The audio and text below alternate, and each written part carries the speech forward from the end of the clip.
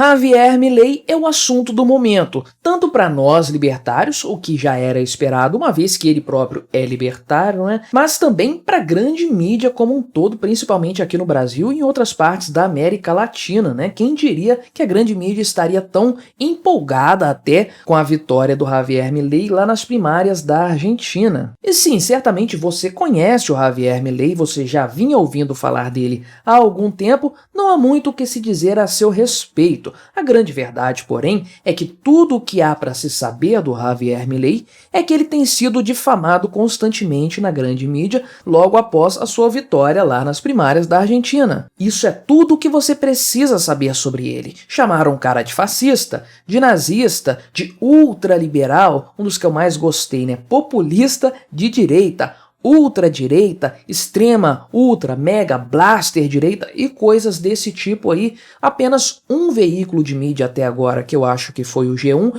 que o chamou de libertário, entre aspas, não sei por que entre aspas, qual o sentido disso, mas no geral a grande mídia está caluniando o cara de todas as formas, difamando totalmente o sujeito. Ou seja, ele incomodou a grande mídia, essa é a verdade, e incomodou a classe política, que no final das contas é quem banca a grande mídia como um todo. E na verdade, a reação da grande mídia à sua vitória é o maior cartão de visitas que o Javier Milei poderia apresentar. Essa reação nos demonstra muito bem que ele está do lado certo da história. E sim, eu sei que foi uma notícia empolgante, uma notícia assim inesperada. Para variar, as pesquisas eleitorais estavam completamente erradas, completamente equivocadas, um padrão assim brasileiro, eu diria, de pesquisa eleitoral, uma coisa vergonhosa, vexaminosa, não é? Mas sim, uma coisa empolgante vermos Javier Milei vencendo essas primárias e tudo mais, mas vamos com calma, vamos devagar aí na nossa empolgação, na nossa expectativa. Afinal de contas, é uma eleição primária, não tem nada ainda definitivo. As eleições, de fato, vão acontecer em outubro ainda lá na Argentina. Tem muita água para rolar até lá, com base no que aconteceu recentemente no Equador, o assassinato de um candidato ali à presidência da República. Realmente tem muita água para rolar nessa história. Ele deve ter muito cuidado aí com seus próximos passos. Mas além disso, a Argentina é um país que tem 2 turnos para presidente da República igual aqui no Brasil. E o Javier Milei teve 30 e poucos % dos seus votos, ou seja, não é quantidade suficiente para não ter um segundo turno. Ele precisa ganhar, então, não apenas o primeiro lugar no primeiro turno, mas ser capaz de convencer aí mais ou menos 20% da população argentina a votar nele também no segundo turno, o que não é necessariamente verdade. Não sei como é a política na Argentina, não sou especialista nisso. Aqui no Brasil a gente sabe que há uma tradição de que quem vence no primeiro turno vence no segundo turno também, que quem ganha em Minas Gerais geralmente vence a eleição presidencial e tudo mais. Existe já essa tradição aqui no Brasil. Eventualmente falha, mas na maior parte dos casos funciona. Na Argentina eu não sei quais são essas regrinhas tradicionais que regem ali, por assim dizer, a política no país. De qualquer forma, é surpreendente sim, é uma coisa empolgante mesmo, eu diria, e o cara é um libertário. Esse é o principal ponto, a coisa mais interessante dessa história. É claro, ver pessoas defendendo o libertarianismo em eleições, nós já vimos até aqui no Brasil mesmo,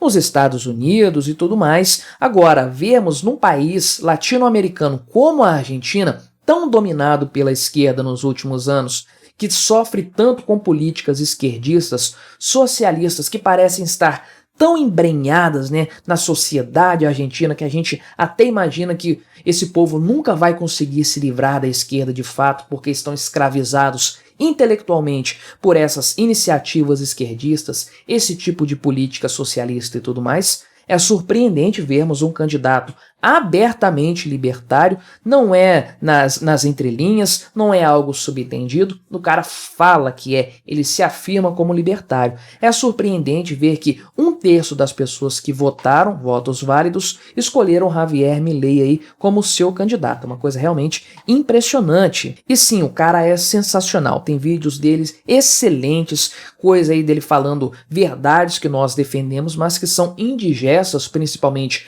no meio político. tem muita gente que gosta de ficar ali no meio termo para não se indispor, para não criar contendas com seu eleitorado e tudo mais. Javier Milei parece que não liga para isso definitivamente. Será que essa é a estratégia a se tomar? Fica aí uma lição a termos do caso Javier Milei, já podemos tratar assim, né? Mas ele tem muitos vídeos bons na internet, coisas muito interessantes que ele fala. Ele é uma figura de fato, até a aparência dele e tudo mais. Tem um vídeo ótimo dele com a lista de ministérios do governo argentino e ele tirando os ministérios que ele não quer ter no governo dele, fala o nome do ministério, explica o que é e diz que vai tirar, que vai ficar fora do governo dele, né? Apontou para o Ministério da Educação e disse: isso aqui, doutrinação, tá fora. Só verdades, conforme a gente bem sabe, né? Então, muito interessante, ele é uma figura realmente e um libertário que, acima de tudo, lança mais luz sobre o libertarianismo, tem mais possibilidades de divulgar todo esse conhecimento para mais gente, para mais pessoas que ainda não ouviram falar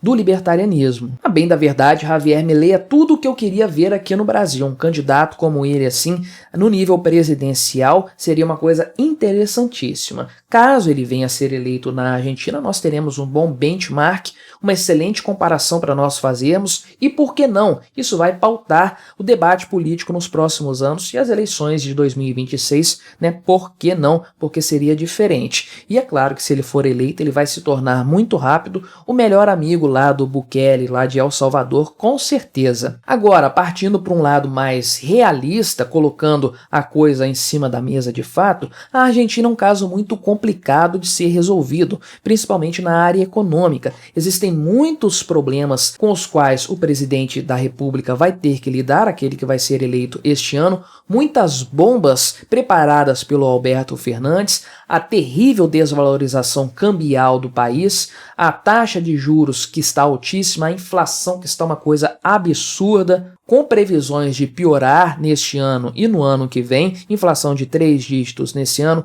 inflação de 3 dígitos no ano que vem. Então isso aí é um desafio difícil de ser vencido, difícil de lidar, principalmente em pouco tempo. 4 anos de governo não é muita coisa para você melhorar um país como um todo. Veja aqui no Brasil que não estava o caco, não estava a tragédia que a Argentina está hoje. Tudo bem que teve a pandemia no meio do caminho do Bolsonaro e do Paulo Guedes, mas eles só conseguiram mostrar a que vieram mesmo resultados econômicos em números, em dados, para serem mostrados, para serem apresentados no ano passado, né? Infelizmente, muitos desses dados que vieram a público apenas agora que o Lula é presidente da República, agora em 2023. Crescimento econômico do ano passado, superávit e tudo mais. Então, infelizmente, 4 anos foram poucos para o Bolsonaro realmente mostrar todo o seu trabalho. Aí o Paulo Guedes também talvez seja pouco para o Javier Milei. A grande verdade é que, assim como uma casa, é muito mais fácil você destruir uma economia do que você reconstruir essa economia destruída ou construí-la do zero, né? Construir uma casa demora muito tempo, agora botar ela abaixo, você vem com um trator, passa por cima dela